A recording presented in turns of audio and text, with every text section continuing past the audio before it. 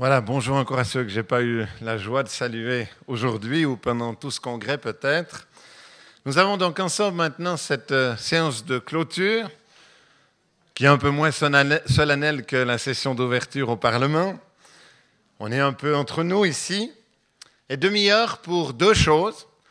La première, c'est parler un tout petit peu de cette fameuse déclaration sur laquelle il y a eu pas mal de questions, et pour repréciser les choses, comme je l'ai déjà fait hier, mais tout le monde ne l'a pas entendu.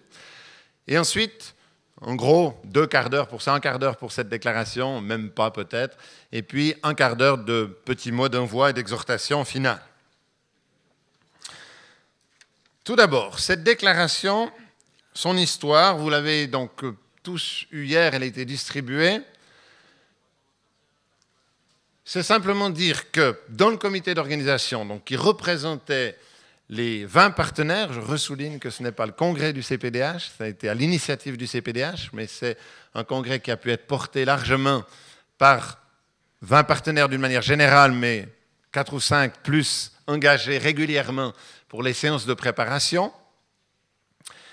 Et nous avons eu à cœur qu'il reste une trace, une base, une intention à la suite de ce congrès, écrite, courte, qui tient sur une page, avec tous les risques que cela représente. Certains d'entre nous auraient aimé une déclaration plus militante et musclée. Pensez donc, pour une fois, le monde évangélique réunit l'extrême gauche à l'extrême droite, avec des penseurs et des gens de qualité comme orateurs, 300-400 inscriptions participants, donc comme quelque chose de remarqué, une ouverture au Parlement européen. Bon, c'est l'occasion à ne pas rater quand même à pouvoir dire quelque chose vers l'extérieur. D'autres avaient davantage le souci, pour une première, de marquer une base large, commune, sur laquelle nous pourrions plus tard fonder l'une ou l'autre déclaration. Le comité d'organisation a pris un milieu, juste ou pas juste, mais en tout cas le choix que nous assumons aujourd'hui devant vous, de faire une déclaration non pas soumise avec 6 mois de travail et toutes les difficultés que ça peut impliquer aux 20 partenaires, non pas avec une séance qui aurait dû durer au moins 1 heure de temps maintenant et qui aurait dû être hier au milieu du congrès pour qu'on ait le temps d'intégrer vos remarques certainement très riches et qui auraient encore élevé le niveau de la déclaration. Mais nous avons pris l'option de dire que ce n'était pas possible et que donc nous préparerions un texte le mieux possible. Et je vous ai dit hier qu'il y a eu, je ne sais plus si c'est 9 ou 11 versions, qui ont tourné par Internet entre nous, avec une sensibilité quand même assez large, diverse, qui ensuite ont été soumis à des éthiciens, et même hier encore, quelques petites modifications avec votre version sur des questions de tournure de phrases ou d'orthographe. Donc, pas de changement de fond. Mais quand même, un soin a été apporté à cette déclaration. Mais c'est vrai que ceux qui voulaient une déclaration publique vers l'extérieur assez précise, nous nous opposons à l'avortement, je ne sais pas quoi, c'est pas ça. C'est une déclaration d'intention basique qui peut rassembler l'ensemble de la diversité du monde protestant évangélique, qu'on soit plutôt calviniste, plutôt méthodiste, plutôt ménonite, vous voyez, il y a toutes sortes de sensibilités. Plutôt, je dirais, du côté de certains orateurs qui nous ont vraiment parlé d'une réelle incarnation dans l'amour, l'écoute. D'autres orateurs ont parlé d'une militance peut-être plus active, peut-être plus directe, une certaine colère parfois même qui monte en nous pour dire certaines choses. Donc cette déclaration, me semble-t-il, même si elle est un petit peu aplanie, a quand même, si on veut bien le voir, un certain nombre de pointes sur lesquelles nous sommes tous d'accord et qui ouvrent un point commun, une table ouverte entre nous. Elle est donc principalement destinée à l'Église de Jésus-Christ et à nos églises, à nos conseils d'anciens, à nos journaux, à nos facultés et nos lieux de formation pour qu'elles soient réfléchies, travaillées encore, qu'elles servent de base et d'ouverture. Elle sera aussi probablement donc dans l'édition d'un livre qui va sortir sur les exposés principaux de ce congrès. Voilà, qu'est-ce que je dois dire encore à cette déclaration? J'ai noté beaucoup de choses, puisqu'il y a eu des... comme je l'ai dit, donc quelques modifications vraiment mineures, mais pas de modifications de fond qui ont été ajoutées depuis hier soir à ceux qui sont venus nous les dire, nous les communiquer. Dans la forme d'adoption, nous n'ouvrons pas le débat, comme je vous l'ai dit, ça a été la règle du jeu qui a été définie par le comité. Il n'y a pas de piège et de désir vraiment, je le dis sincèrement, d'instrumentalisation du Congrès par cette déclaration. C'est-à-dire que ça n'est pas un problème pour nous, que soit marqué quand elle sera publiée, piste de travail ou déclaration d'intention, proposition de base des organisateurs du comité d'organisation du Congrès. Si aujourd'hui, et ce ne sera pas une affaire de majorité, on ne va pas jouer une majorité contre une minorité, si elle est acceptée à 51%, on ne va pas l'accepter. Soit dans sa lecture, qu'on va faire quand même ensemble, bien que je pense que vous l'avez lu, il vous semble vraiment de votre cœur comme ça, que vous pouvez donner votre confiance et que ça correspond à des choses que vous aimeriez dire, peut-être d'autres auraient aimé dire différemment ou plus, mais si elle correspond, eh bien simplement par un vote à main levée, c'est très largement qu'elle sera adoptée, ou alors elle restera simplement celle du comité d'organisation pour que chacun soit vraiment à l'aise avec cela. Voilà, je crois que j'ai été clair et que ces choses ont été dites. Donc je vous propose qu'on prenne sa lecture, simplement maintenant, ensemble.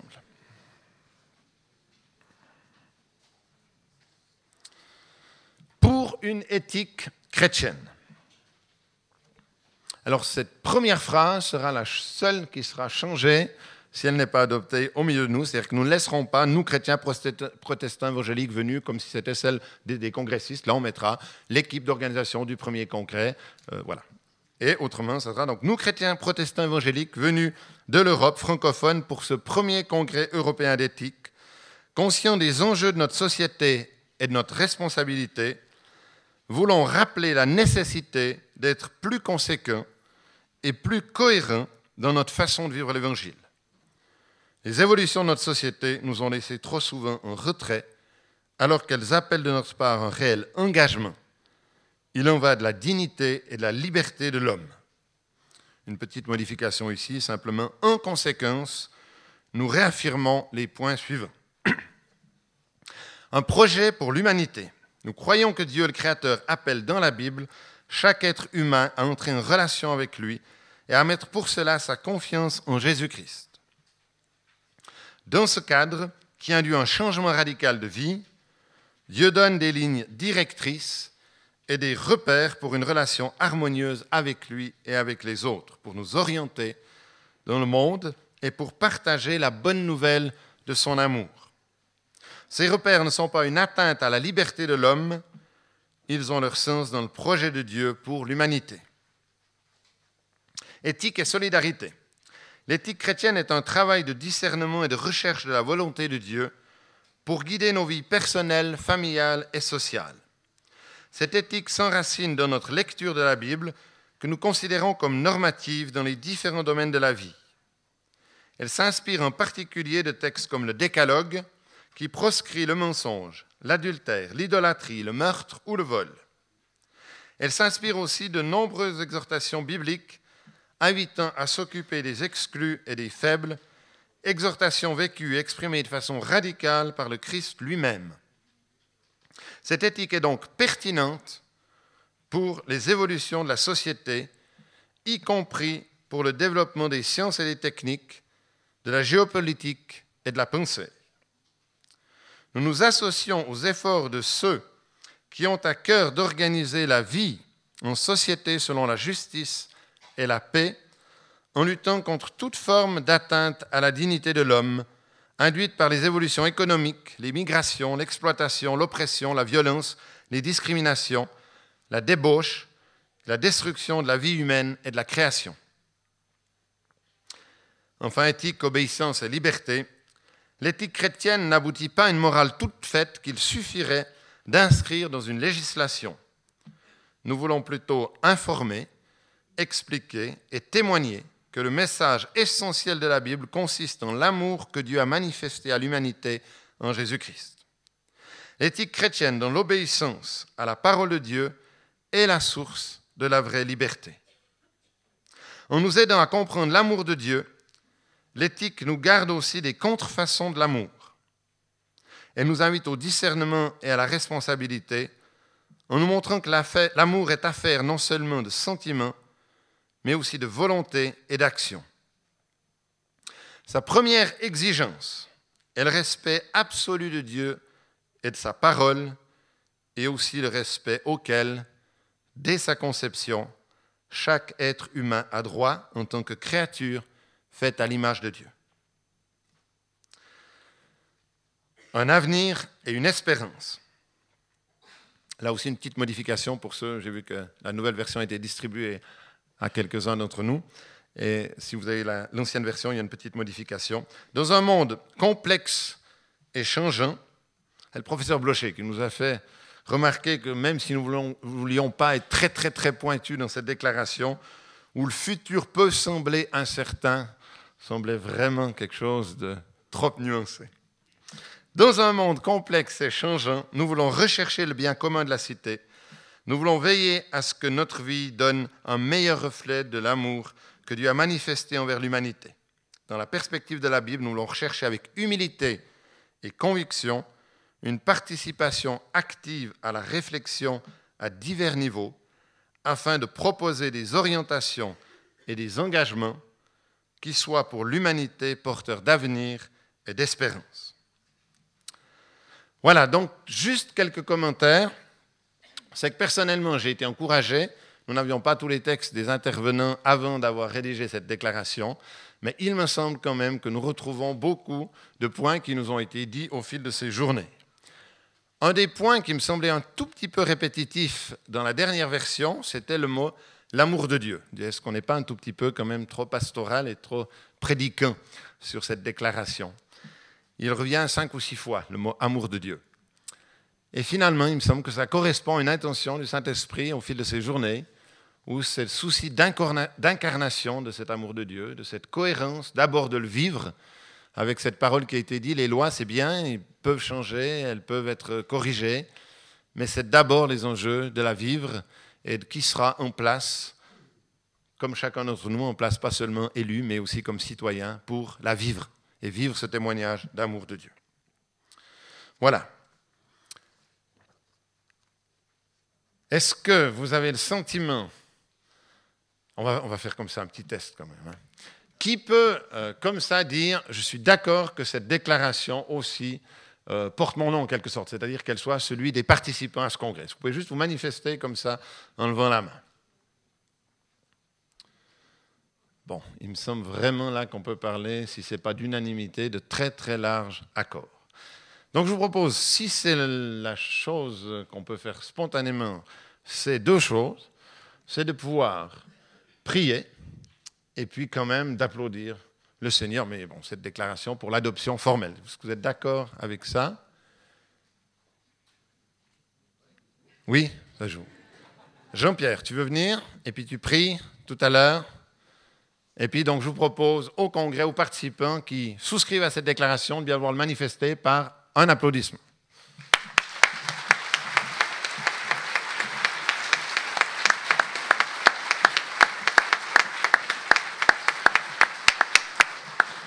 Je vous remercie et donc nous considérons cette déclaration comme la déclaration des participants du congrès. Merci beaucoup et je vous propose de vous lever, nous voulons prier.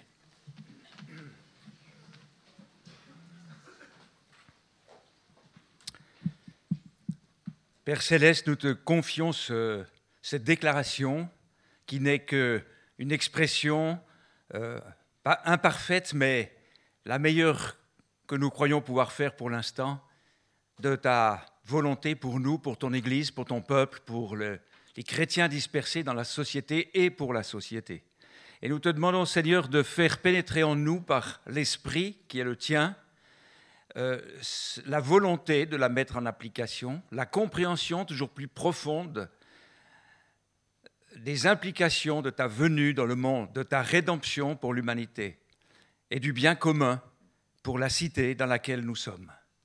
Nous te remercions, Seigneur, de donner vie, que cela ne reste pas un texte, mais devienne une foi qui passe en action, devienne, comme le dit la première épître de Jean, un amour en action et en vérité. Et nous avons vraiment besoin de ta grâce. Nous avons besoin d'être complètement tenus en Jésus pour que toi, Seigneur, tu puisses faire au travers de ton peuple les œuvres que tu as préparées d'avance, que ce soit le rayonnement communautaire de l'Église, que ce soit des actions individuelles, des œuvres de groupe ou une influence politique. Béni sois-tu, Seigneur. Nous remettons cela entre tes mains. Au nom de Jésus. Amen. Dans ce deuxième temps, plus sous forme d'envoi et d'exhortation, j'ai prévu de relever simplement pour une part quelques expressions clés tout à fait à titre personnel là, que je fais. Il m'a semblé important de pas seulement apporter la conclusion que j'avais prévue, mais de relever simplement quelques petites perles que j'ai trouvées qui me semblaient importantes dans ce congrès, sous forme de quelques mots, quelques expressions, alors qu'aucun orateur ne me jette des tomates tout à l'heure si son expression n'est pas retenue. Souvent, il y avait aussi quelque chose de commun qui s'exprimait, je l'ai peut-être retenu de l'un ou de l'autre, et c'est tout à fait spontané, et n'y voyez pas là un résumé du congrès. Il nous a été parlé de fièvre éthique, de vertige du néant spirituel, du peu de savoir, pas de savoir-faire, mais du peu de savoir-être, d'une fragilité qui ouvre des portes. J'ai aimé ça. Au lieu de se plaindre, de critiquer, de trouver des choses catastrophiques, fragilité qui ouvre des portes. De ne pas faire l'apologie de notre impuissance, mais de courageusement avoir une éthique épaisse. J'ai aimé ça. Une éthique épaisse plutôt qu'une éthique mince. Une éthique qui est informée. Des lois qui sont importantes, je le disais tout à l'heure, mais la vraie différence qui se joue sur les questions de présence, de parole, de proximité et de consolation. Nous pouvions retenir ça déjà de ce congrès, il me semble que ce serait déjà un grand pas.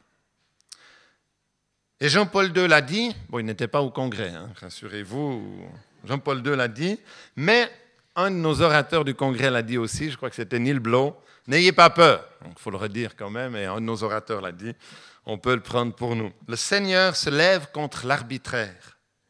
Le Seigneur se lève comme arbitre suprême. L'agneau a déjà vaincu. Je crois qu'on doit repasser ces paroles dans nos cœurs.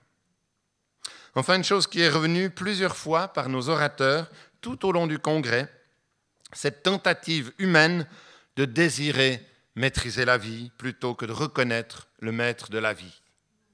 Et il m'a semblé pouvoir dire que cette tendance était là que moins on veut reconnaître le maître de la vie, plus on veut maîtriser la vie. Et peut-être plus on accepte d'arrêter de maîtriser la vie, plus on pourra reconnaître le maître de la vie. Alors je vous invite à ouvrir vos Bibles pour ceux qui l'ont dans le psaume 45, et ce sera les quelques mots de conclusion que j'aimerais vous adresser. Ils sont tirés de ce psaume 45. C'est peut-être surprenant de conclure un congrès d'éthique de cette tenue avec un texte des psaumes. En plus, un psaume messianique.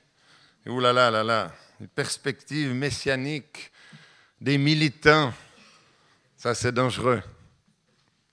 Nous ne sommes pas le Messie. Psaume 45. Des paroles pleines de charme bouillonnent dans mon cœur. Je dis mon œuvre est pour le roi.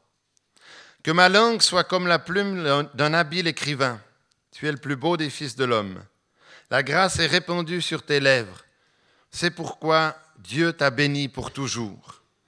Vaillant guerrier, ceins ton épée, ta parure est ta gloire. Oui, ta gloire. Sois vainqueur, monte sur ton char, défends la vérité, la douceur et la justice, et que ta droite se signale par de merveilleux exploits. Un chant d'amour, c'est intitulé ça, un chant d'amour messianique. Tu es le plus beau des fils de l'homme, Jésus-Christ. Tu es, toi, le plus beau. Et j'ose prendre ce chemin messianique comme modèle, comme nous, chrétiens, à la suite de Jésus, comme étant, il a été dit aussi par un de nos orateurs, des petits Christ, des chrétiens, modèles sur notre Messie. Et j'ai trouvé dans ce psaume messianique les qualités de notre action, les formes de notre action, comme un chemin, un modèle pour savoir être et savoir faire. Tout d'abord, des paroles pleines de charme bouillonnent dans mon cœur. Un élan du cœur, de la vie, un enthousiasme éclairé, avisé, des paroles pleines de charme. on a parlé du bonheur qu'il ne fallait pas oublier comme but ultime de Dieu pour sa créature. Des paroles pleines de charme, on est loin de la loi, des paroles pleines de charme qui bouillonnent dans nos cœurs. Ensuite, ma langue comme la plume d'un habile écrivain, une parole de qualité, une parole intelligente, une parole, et pourquoi pas, belle, poétique, qualifiée en tout cas. La grâce répandue sur tes lèvres. Et si la grâce pouvait être répandue sur nos lèvres. Ensuite, un homme béni. Tu es béni. Un homme, parce qu'il est béni, qui peut rendre la gloire à Dieu. 2 fois dans ce court texte. Une fois, il reprend comme un petit refrain, oui, ta gloire. Et plus loin, je dis, mon œuvre est pour le roi. Un homme béni, qui a un discours bouillonnant, avisé, et qui peut dire, oui, ta gloire, mon œuvre est pour le roi.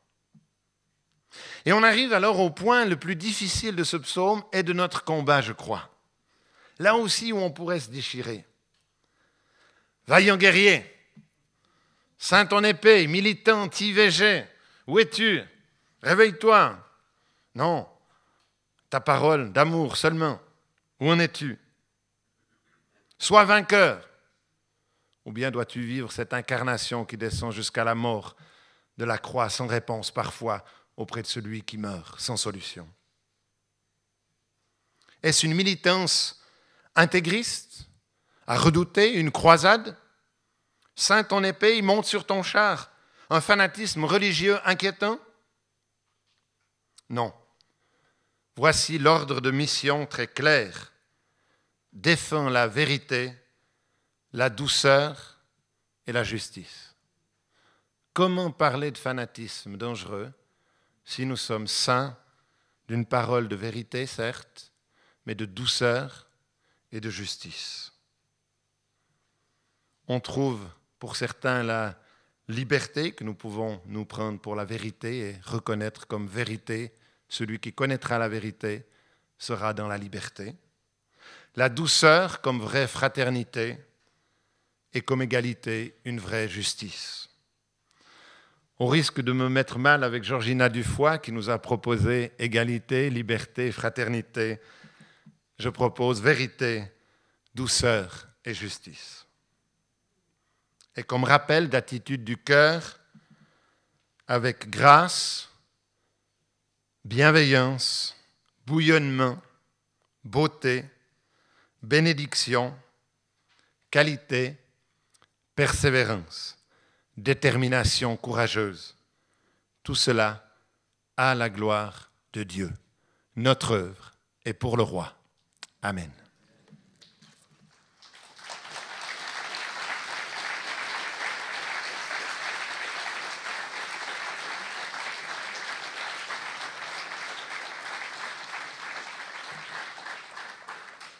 Je ne sais pas si je dois vous dire bonne rentrée, si c'est moi qui dois le faire. Ou... En tout cas, merci beaucoup pour votre participation, pour vos encouragements qui ont été nombreux. Continuons ensemble. Bonne rentrée à chacun.